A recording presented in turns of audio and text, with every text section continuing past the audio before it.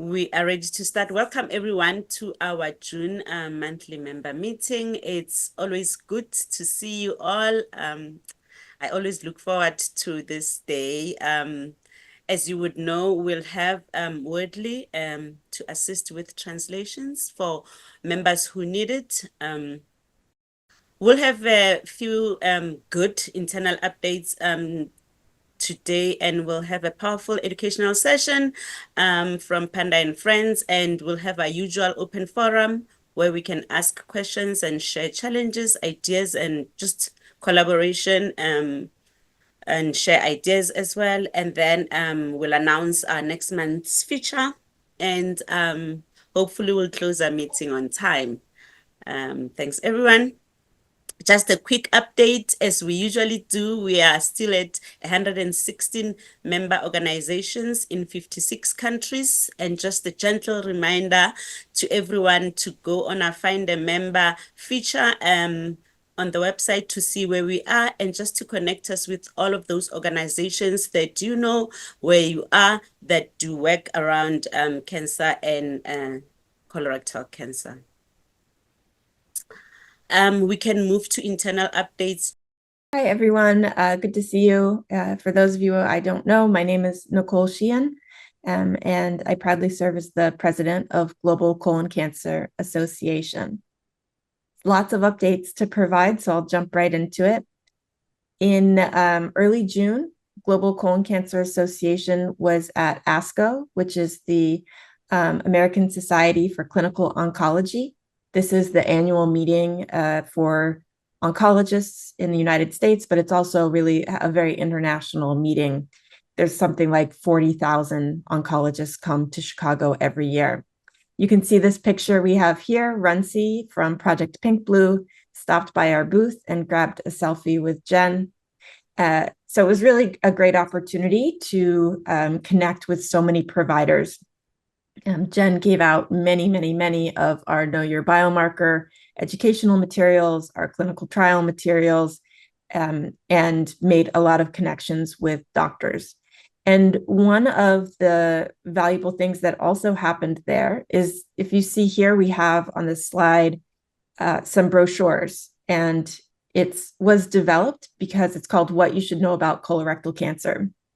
We developed this brochure because a lot of our member organizations, particularly those that serve many disease types, many different types of cancers, they had shared with us that they can go to maybe the local hospital and ask for educational materials on different types of cancers. So lung cancer, breast cancer, prostate cancer. And the hospital would have printed materials for them to be able to use at health fairs, in community events, et cetera. But when it came to colorectal cancer, no surprise to many of you here, it's just not, there aren't as many materials available. So we never want to duplicate efforts and create something that isn't actually needed. But we did create this. It has very easy to understand language about what colorectal cancer is, and just really talks about the basics. So we've developed this, and it's available. It was first available in English.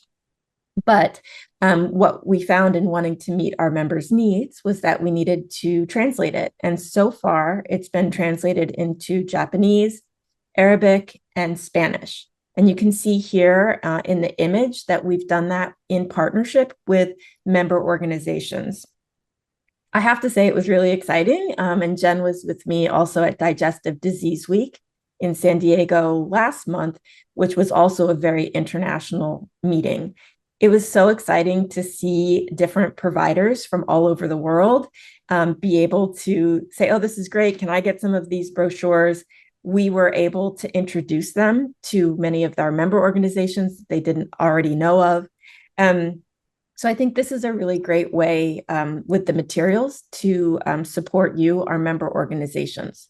So if having a brochure, a translated piece of printed material in your language would be beneficial to you, please reach out to Jen and she will coordinate and we'll make it happen.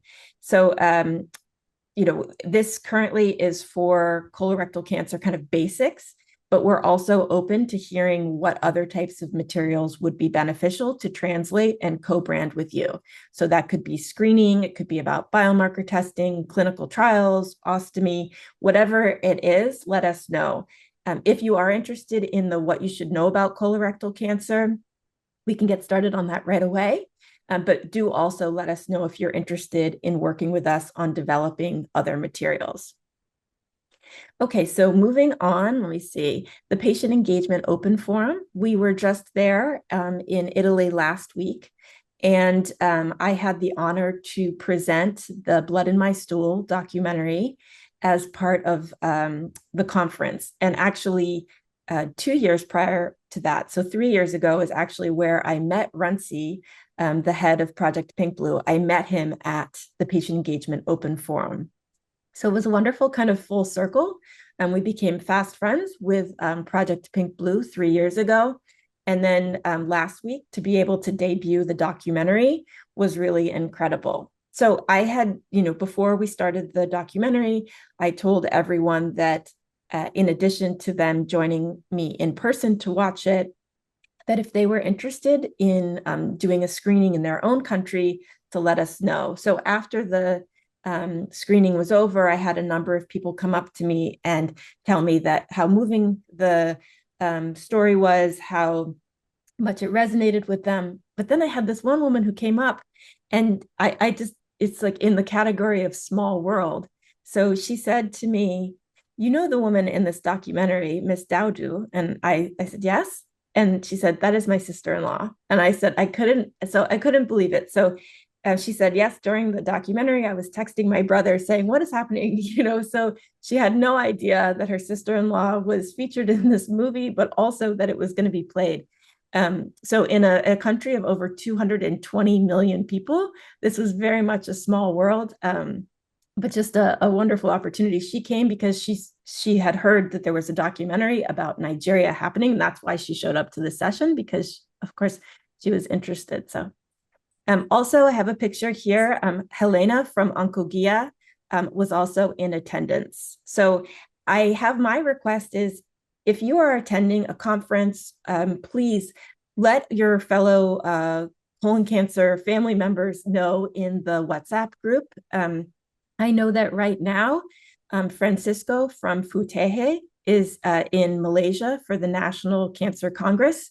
And I believe that he'll be meeting up with Dr. Singh from Quorum, the colorectal cancer organization in Malaysia, and also Dr. Hussein Jaffrey from World Patients Alliance will be attending as well. And so I know that they're going to catch up and grab a selfie. But please do let your fellow member organizations know where you'll be, because I think we can all agree it's amazing to meet virtually, but nothing can replace how great it is to actually spend time together in person. And speaking of in person, the Global Early Onset Colorectal Cancer Research Meeting is actually where I am right now in Barcelona.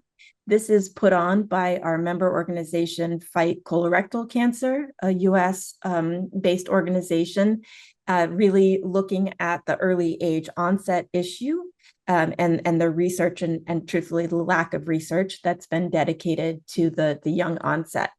So this is starting today over the next few days. I'm really excited to learn what's happening, but also most importantly, I'm looking forward to reporting back to all of you next month on ways that our member organizations can participate and really what we can do to change this dynamic, because no matter where you are in the world, the early age onset is on the rise. There's no question about that. And I think this could be a great opportunity for us to work together globally. And then just two last updates I wanted to share. One is that Congress, many of you joined us in person in Cape Town, South Africa last fall for our first in-person Congress, but our 5th annual event. And we had shared that we had hoped to be in person in the United States this year in the fall. But given the state of the world, we are going to be virtual this fall. But our plans are underway for next year already.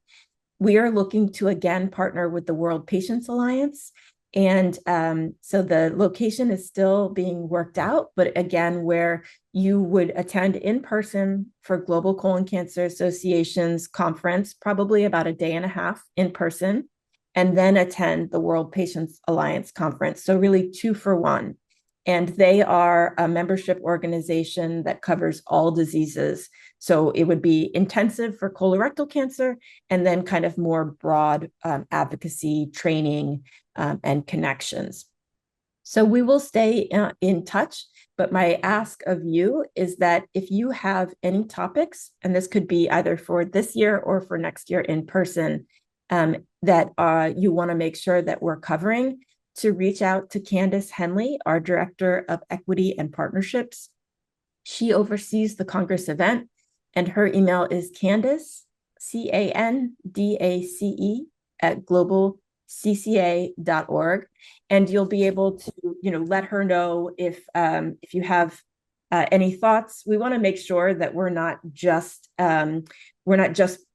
sharing the same challenges over and over again. We really want to make sure that we're talking action, and particularly want to share from member organizations initiatives that have been effective. As you all know, health equity is at the heart of everything we do, because right now, whether or not you have access to screening, testing, treatments, and care greatly affects your ability to prevent or survive this disease. So for this fall, we're going to be virtual, as I said. The date may actually change because we've been invited to attend and participate in Aortic, which is in Tunisia in early November. So we may have to tweak the date a little bit, but so we will be getting back to you on that. And I see there was a question, Stephen. We will absolutely be gathering information on the early age onset from the event I am attending now. GCCA will do a blog post and key takeaways, but part of what my role as a member of GCCA and what I am doing there is advocating for all of you. So looking particularly at the countries where the access and it is not that strong. When we talk about research, when we talk about clinical trials, we know that it is not your countries that are at the top of the list, and we need to change that. So I will be reporting back to you, but I take it very seriously that I am there to represent all of you. And the very last thing I'll share, in the spirit of the connectivity, is that Tara, our creative director at Global Colon Cancer Association, is working on a project for a membership portal. And this is going to be an online login. So right now, if you log into the portal, you can basically add this meeting to your calendar. You can watch past meetings, but we want to turbocharge that and make sure that this is a true place for people to exchange ideas, to post your initiatives, to learn from one another. My request of you is that if you have been a part of any membership initiatives, or if you have any websites or features that you want to make sure we're capturing, please let us know. And you can reach out to Jen or to me to share that information. But we want to make sure that right now, while we're building it, we're creating a tool that will be useful for all of you. And then also, we'll be reaching out to some of our top members who participate in the meetings and connect with us frequently, to ask you to be a part of the beta testing. So before we launch it to everybody, have you work with us and let us know where we need to update it, where it's working well. So with all of that, I will just pause and say, if there's any questions, you can put them in the chat, or we can get to them later. But thank you so much. Really great to connect with all of you. Thank you, Nicole, for sharing such, wow, a lot has been happening. And the early onset think tank just resonated with me where I am, because in South Africa, June is Youth Month. So I've just taken the opportunity to share on the early onset and just to speak to a lot of youth and to raise awareness. I've been doing a lot of talks with the Boys and Girls Clubs in different areas where they are. And it's just been, it's one time where you can get the youth to sit and listen. So yeah. And also, I just wanted to share that as GCCA, it is important for us that we share patient stories. We will be releasing a patient story soon for a patient that's in South Africa. But this is important for us because I know that when I was going through my cancer journey, and one of the reason I ended up connecting with this larger global group is the fact that I was looking for survivors or patients in my area where I was. But unfortunately, I couldn't find anyone online locally. And I felt like it's important for a patient when they're going through that journey to identify with someone that's in their area. So it's important that we share these stories. So I'll urge you all that if you know anyone that wants to share their story, please let us know, and we can make sure that happens so that we have these stories available for people that need them. Because believe you me, if someone is going through that journey and they're confused and anxious and not knowing what next, hearing someone's story gives them hope. I know it did that for me. So yeah, please let us know if there are any people that really want to share their stories, and we'll work on that. Okay, and then let's move to our educational session for today. The main issue, we'll have Panda and Friends Patient Network, and we have Mr. Hai and Tina, who is the head of External Outreach and Volunteer Program, and Mr.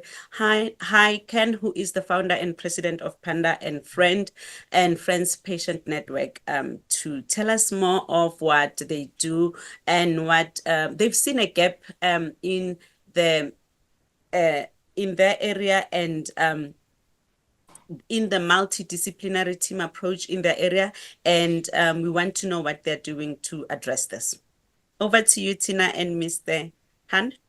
So hello everyone, good morning, good afternoon, or good evening, because I know we're all in different zones.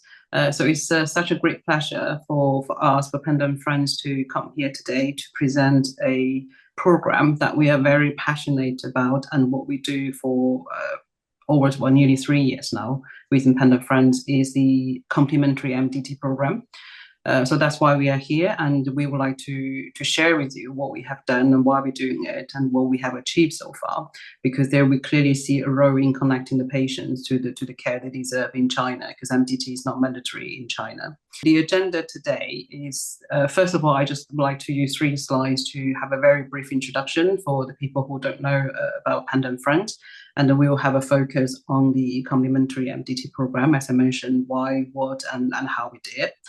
And in the end, I put 2 slides for volunteer program, but I think it really depends on the timeline if it's allowed, because volunteer is a very big focus in Panda and Friends because of the amount of patients and carers that we support in our community is a huge number. Therefore, we really need a lot of volunteers to support that as well. Then, of course, in the end, if you have any questions, please feel free to ask, and I'll try my best to answer them all. Thank you, Jane. If you could move to the next slide.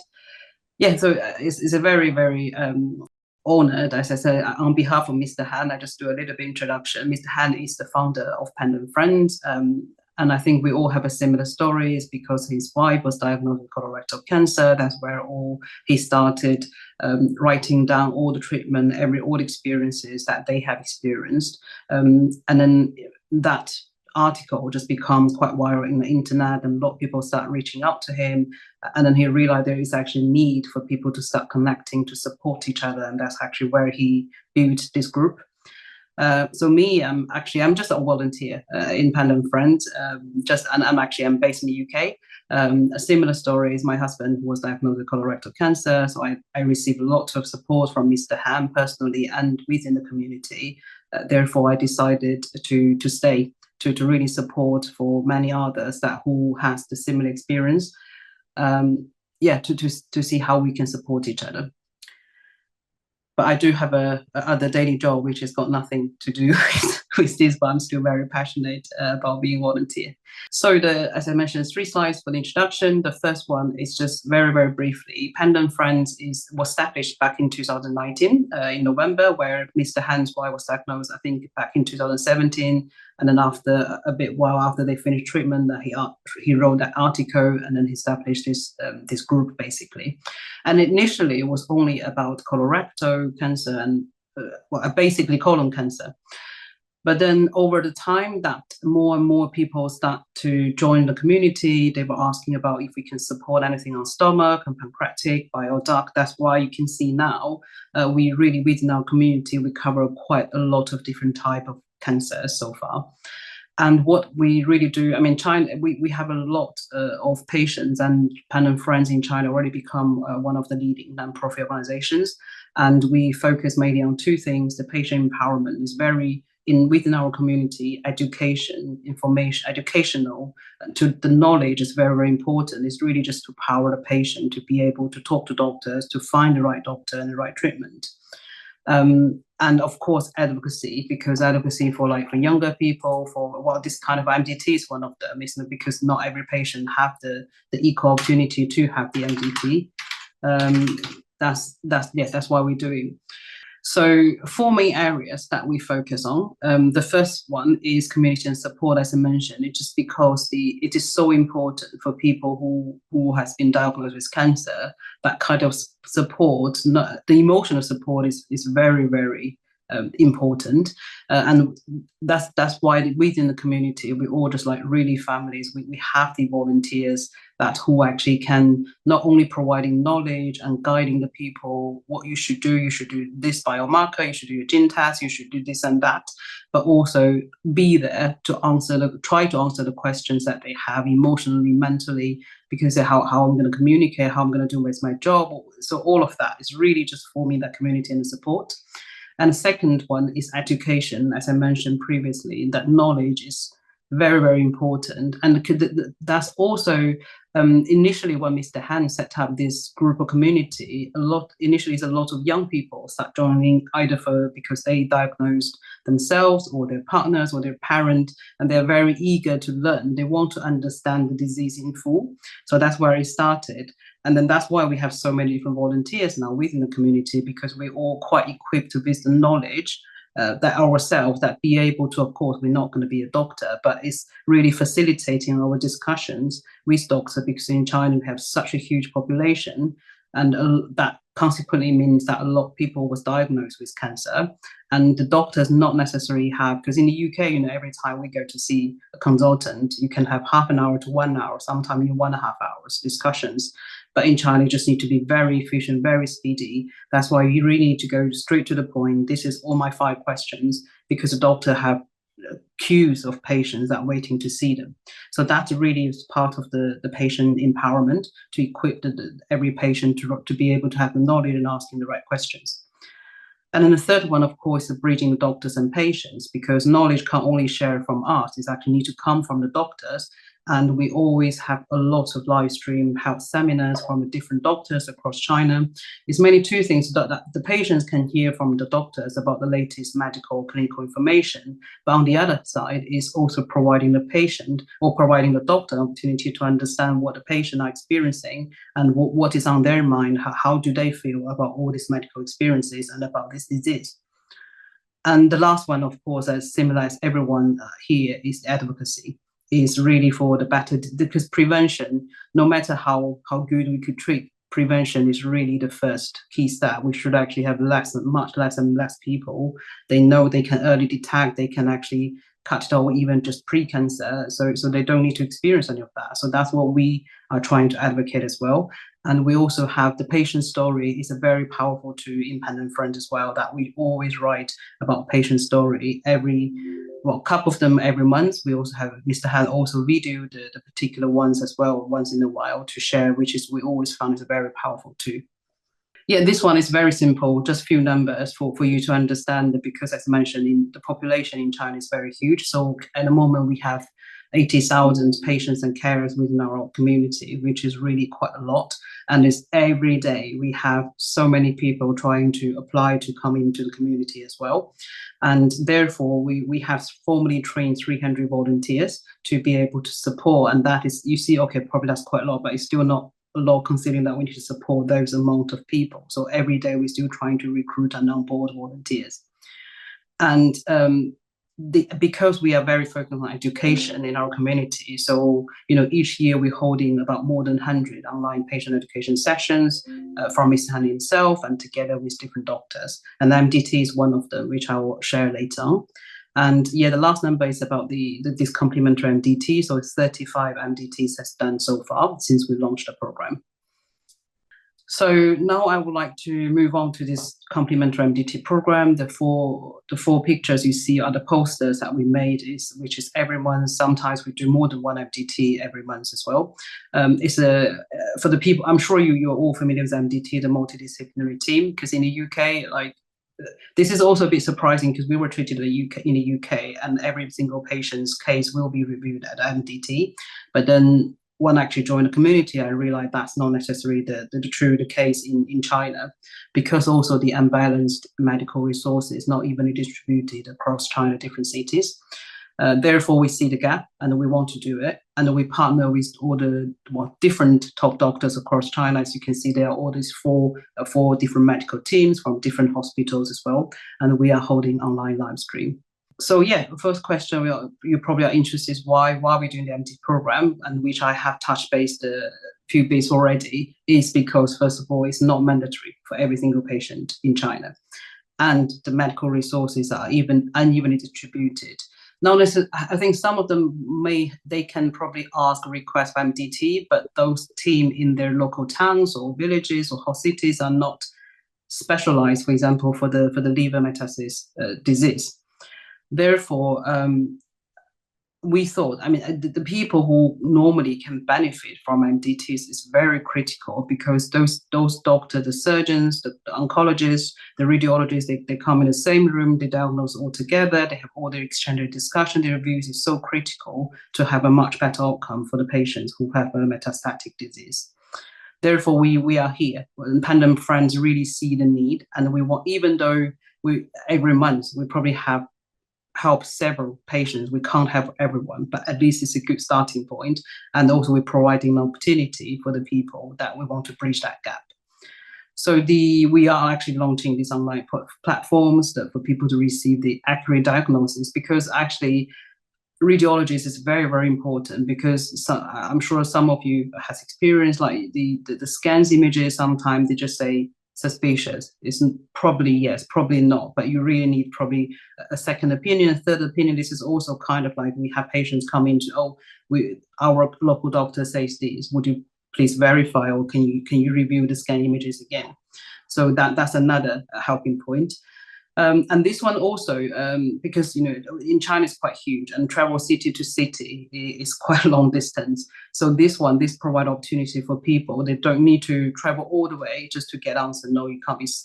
There's no surgery options for you, but they can do this review online, and for them to help their next steps, those they can plan much better in the future. So what we have achieved so far, which the workflow, how we do it, I'll explain in the next few slides, but what we have achieved so far is, as I mentioned, that we do a monthly MDT. Each time we have 4 to 5 different doctors, including oncologists, pathologists, the surgeons, and the radiologist.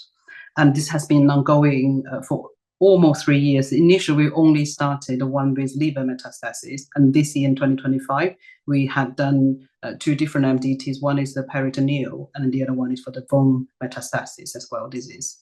So in total, 35 MDTs has been done. And as you could imagine, doing MDT, not only the doctor responsibility, and each time we have 7 volunteers to support, because we have pre-screening with people, a lot of people want to apply, and then we have criteria, we can't select every single one, and also we need to put their cases together, their medical reports, their scan images. There's a lot of preparation work that need to be done. So each MDT have a lot of people behind the scene to support it. And so far, I think that's a very proud number to share, that more than about, I think it's about just about 300 patients were supported or benefited from these MDTs. Here, I would like to talk about how we do it, because this is a bit more about the details about the MDT workflow. And it's mainly 3 stages. The first one is we openly recruited in the community. The second part is the preparation, and the third part is about communication during the live stream. So about the recruitment, as I mentioned, that each month we will openly recruited. We shared information within our community, and of course, then we have a preset criteria that could include, I put a few examples there, that people are newly diagnosed or have a strongly suspected metastatic disease within the past 6 months, and their treatment or their current treatment is still effective and their disease is stable. And also, if there is a surgery option being identified, then they are happy to travel and to have the surgery done. And also they open to participate because it's going to be online. It's about the patient's data as well, and they kind of similar to NDA, they are willing to have their cases shared openly in the platform. So some examples like that. And then the preparation, as I touched base already, is really down to the volunteers and doctors.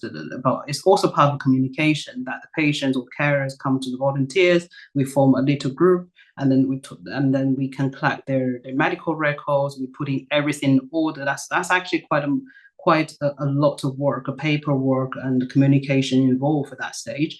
And also the doctors will preview the scan image, particularly about the radiologist, because then he can go and see all the images before the actual online, because during the MDT live stream will be case 1, and then he will go first, like saying, I see the disease, like what's the position, what's the size, where it is, and then we'll go to discussion between surgeon, oncologist, if there is a surgical option, or actually they need for more treatment, for example, before the surgery could be done.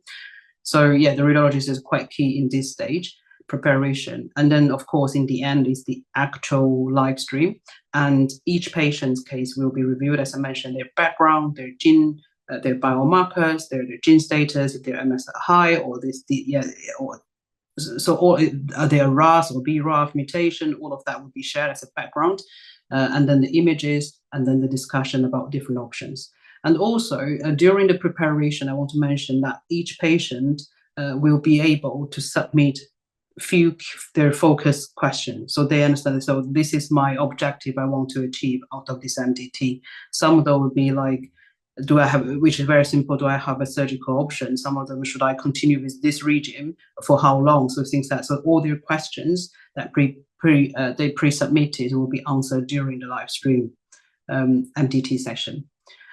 And actually in of that, because you can see, because of all the different options, opinions, this live stream is open to all our community, everyone in the community. So the medical knowledge will be being presented, because when the doctors actually analyze the cases, they'll mention this. So it's a learning opportunity for all of us.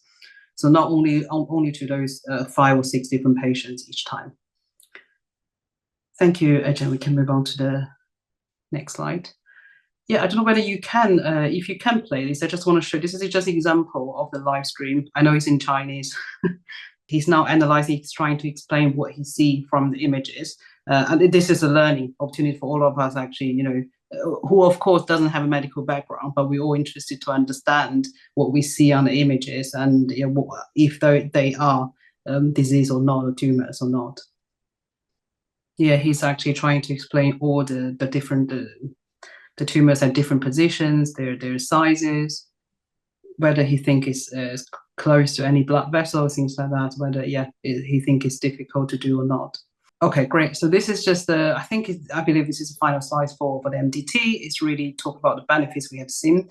First of all, is expertise, as I mentioned, that to have different doctors from different angles, perspective for one patient is very, very critical, and is really to give everyone the optimal treatment as possible, as much as possible. So expertise is one of the benefits we can see. And I say expertise, those, as I mentioned previously, the unevenly distributed medical resources across different cities. That's why the expertise we have invited, trying to come to do this complementary MDT. There are also doctors from like Beijing, Shanghai, Guangzhou, who are all the top doctors across China, basically. And the second one is, of course, effective communication, as I mentioned, because that's all as a result of a great preparation. So everything has been pre-organized and been pre-discussed, previewed, and it's enable a much more focused and efficient discussion during the MDT program.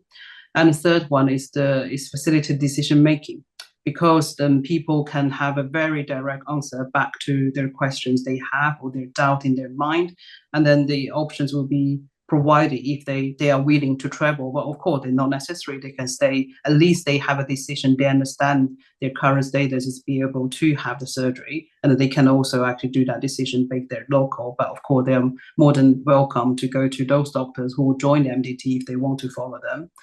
But at least it's facilitating on their decision making. And the last one is really the support to wider community. As I mentioned, it's a learning opportunity for everyone, because listen to those experts, their diagnosis, their review, their discussions, really helping us, all of us, to better understand our options, and having those equipped, again, about the patient empowerment, equipped with all those knowledges. If we have time allowed, and I just want to quickly talk about the volunteer program. As I mentioned, it's a quite big focus, and it's a formalized process that I introduced to dependent friends, but from last year.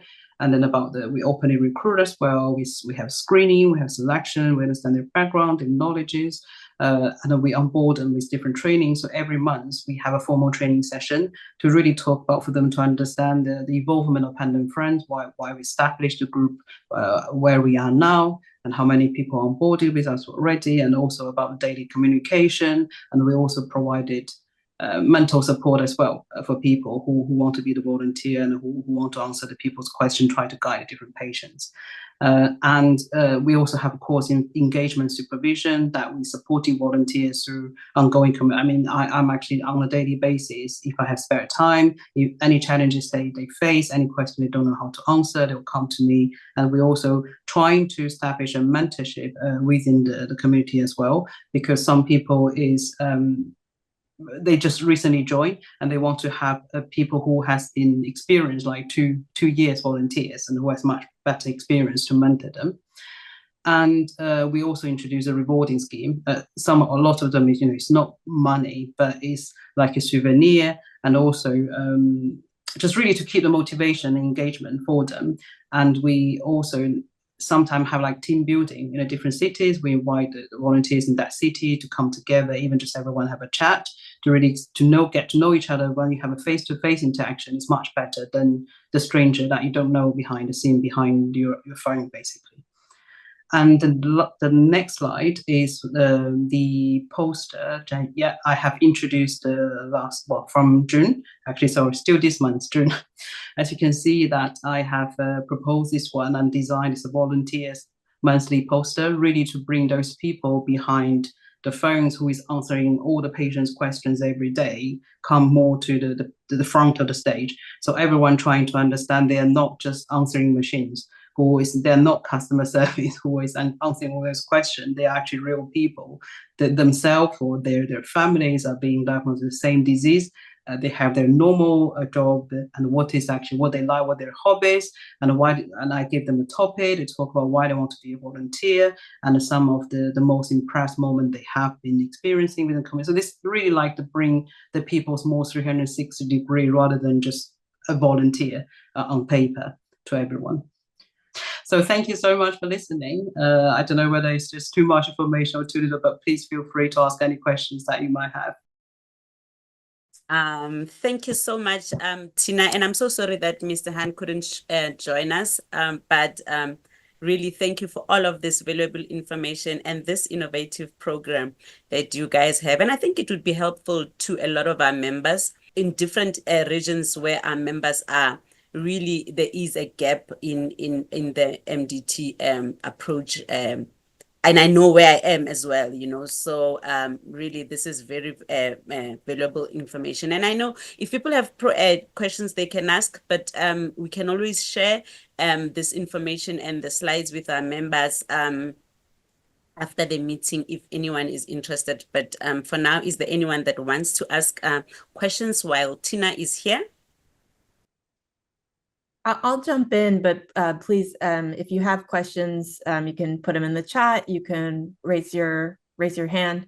So I have, I guess, two questions. Tina, one, well, first of all, it's just incredible. I feel like this is the perfect example of an NGO seeing a gap in the community and moving to action. And this is no easy task to do. I mean, this is an MDT. There's a reason why it doesn't happen in so many countries and so many communities. It's a huge undertaking. So I really recognize Panda and Friends, to Mr. Han, to you for your leadership and how much you're impacting people's lives.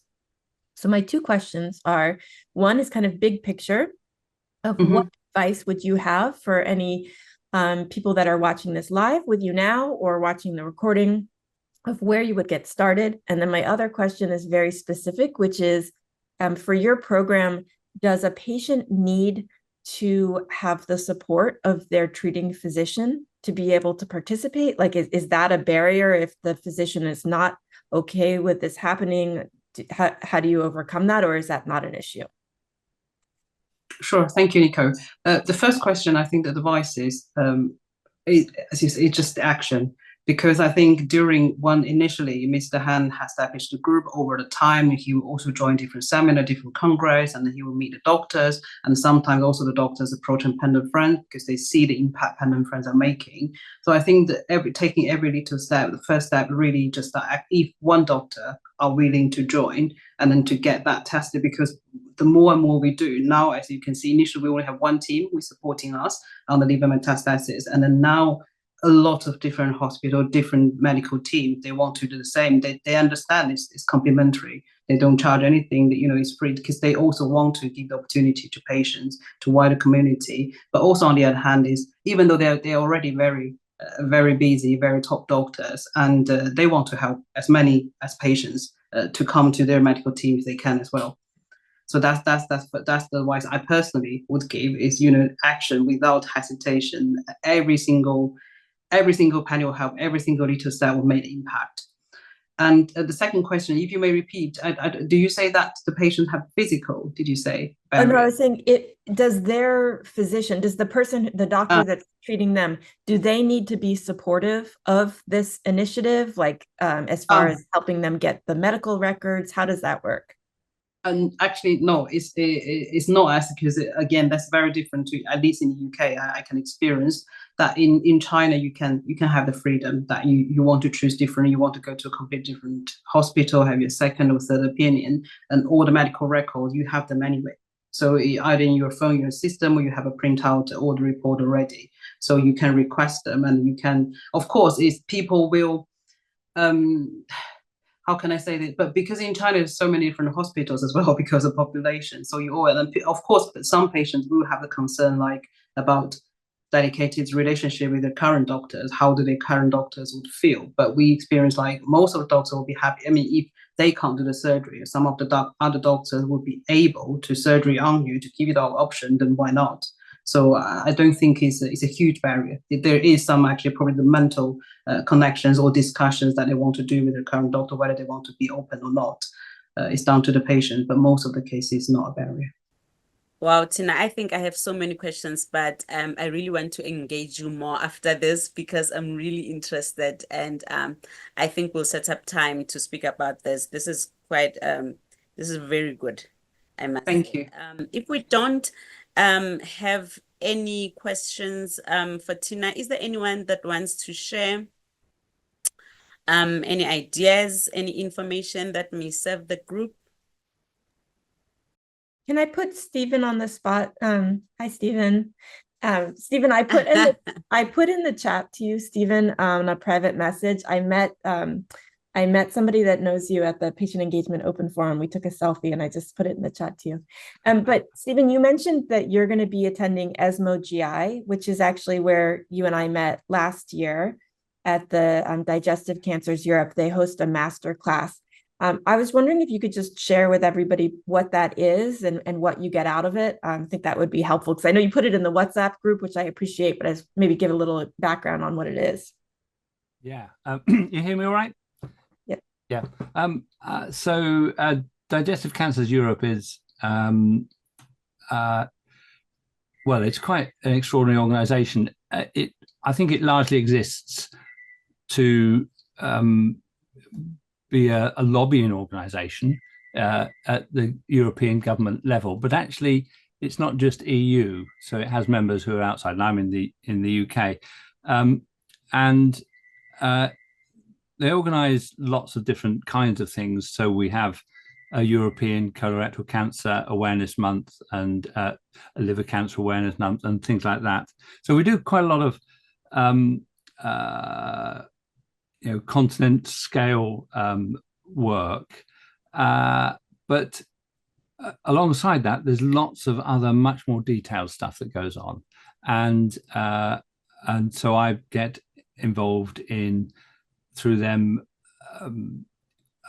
all kinds of clinical trials, research projects, things like that. So they work as a mediator for a lot of things to be able to, if any big research projects coming up on a digestive cancer, we will usually get involved as the patient representative organization, but also recruiting individuals for particular things.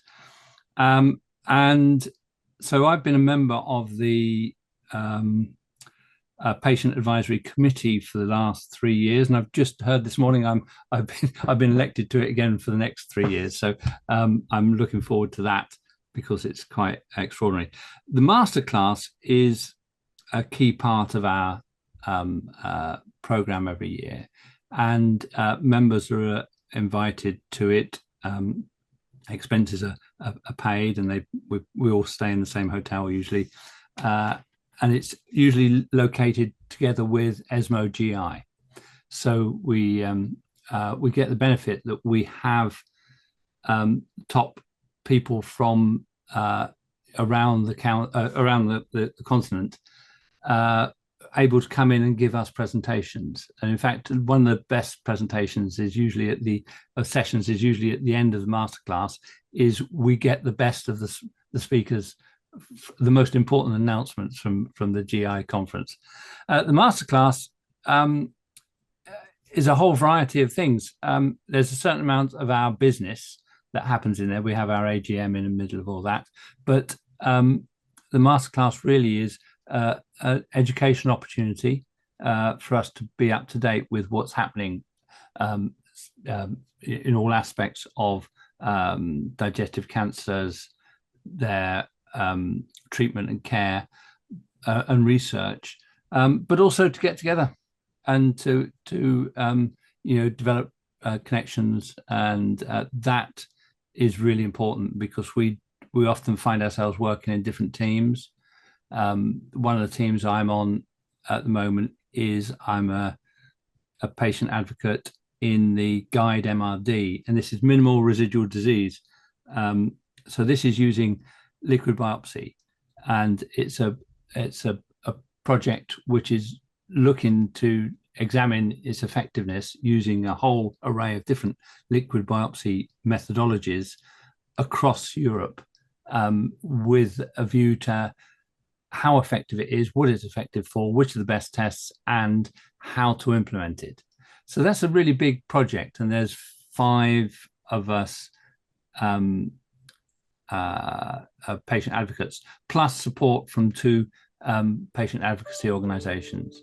So that's 33 million euro project. so that's a large scale thing that we're on there. Equally, we might be doing something that's just taking part in a meeting just for one focus group for trial or something like that. But we do benefit from getting to know each other and how each other works, and communicating in between sessions and things. So it's a great event. I really enjoy it. Look forward to it every year. Great. Thanks for sharing that, Stephen. And maybe at next month's meeting, we could ask for you to give some of your key takeaways from. Yeah. And I'm interested in the meeting you're at the moment, because I did try and get an invite to it because we have a UK early onset research consortium, which I attend, and I'm working with a genomics head of genomics service and colorectal surgeon to develop a research project to improve the pathways for people with early onset colorectal cancer to be diagnosed, because currently the issue there is that they tend to get diagnosed late. I'm gonna send you a message on WhatsApp Yeah. in 2 minutes when we hang up, and I'll connect with you on that. But thanks for sharing. Right. Okay. Thank you for sharing, Stephen. Is there anyone else that wants to say something quickly before we close? If not, we can move to our next month's feature, Jen. Can I say Next something? month. Oh, yes, Dr. Alex. Oh, yes. Greetings, everyone. It has been amazing to have this kind of meetings and being updated here and there. Yeah. Recently, I was elected to work as the East African Community Chairperson of Ostomy Associations of 8 countries. And I just sent a small chat on the chat room, and I was like asking, is there a future plan for joint global colorectal cancer awareness in countries that are members of GCCA?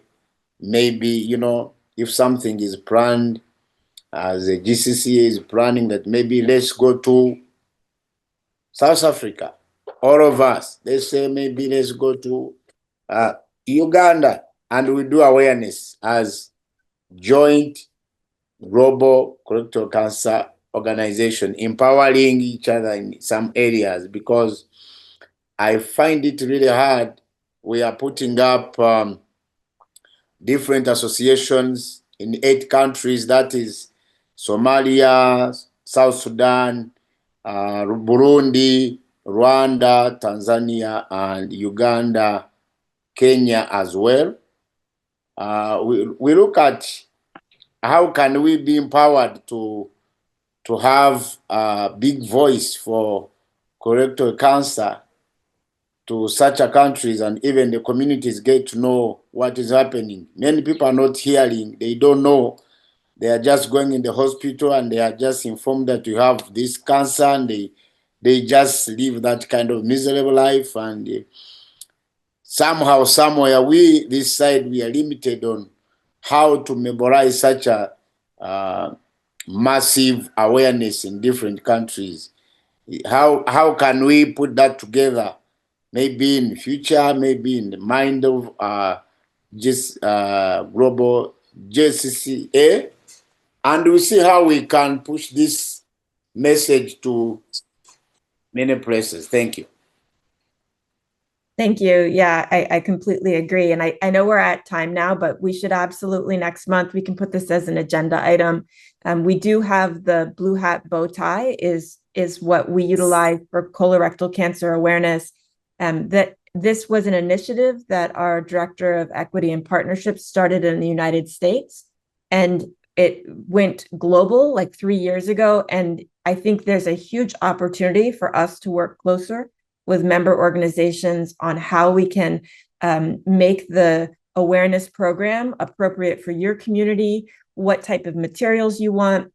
But, I think he had to jump off, but Shahar from Zavmenia in Israel, when we met in South Africa, he was really so passionate about saying, our community needs to come together. We need to all be posting the same messaging because it's very fractured, the community. So I know I'm really empowered and feeling like we can make this happen together so that we're bringing people together and really getting some global attention for a very major disease that does not get the amount of attention that it should be getting.